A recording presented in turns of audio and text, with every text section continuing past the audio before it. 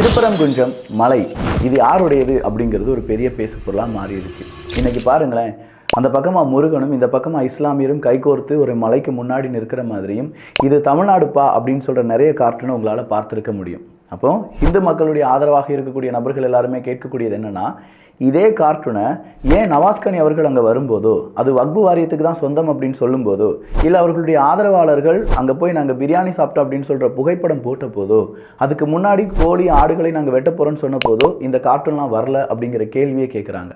இந்த கேள்வி கேட்பதற்கான காரணமும் இருக்குது. பல நாட்களாகவே குறிப்பாக இந்த ஆட்சி வந்ததிலிருந்தே இந்து மக்களுக்கு எதிரான நிறைய நடவடிக்கைகளில் நிறைய பேர் ஈடுபட்டு வராங்க. அதை எதிர்த்து யாருமே கேட்க மாட்டாங்க.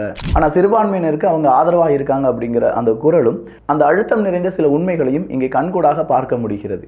இதுதான் இப்போ ரொம்ப பெரிய அளவில் சர்ச்சையாக மாறி இருக்கே தவிர, யதார்த்தமாக அங்கே மதுரை மக்களிடையே இருக்கக்கூடிய இஸ்லாமிய நண்பர்களுக்கும் கிறிஸ்தவ நண்பர்களுக்கும் இந்து நண்பர்களுக்கும் இடையே எந்த பிரச்சனையும் கிடையாது. வெளியிலிருந்து வந்திருக்கக்கூடிய ஃபோர்ஸ் தான் இங்கே பிரச்சனையை உருவாக்கிட்டு இருக்காங்க. அரசியல் செய்யலாம்னு நினச்சாங்க. இன்னைக்கு அந்த அரசியலை எல்லாரும் செய்யும்போது யார் பக்கம் நிற்பது அப்படிங்கிற கேள்வியுடன் அரசியல்வாதிகள் திண்டாடி கொண்டிருக்கிறார்கள். இங்கே ஜெயித்தது இஸ்லாமியர்களோ கிறிஸ்தவர்களோ இல்லாட்டி இந்துக்களோ கிடையாது. இங்கே ஜெயித்தது நம்முடைய உரிமையை யார் கேட்பது அப்படிங்கிற அந்த மனநிலைமை தான்.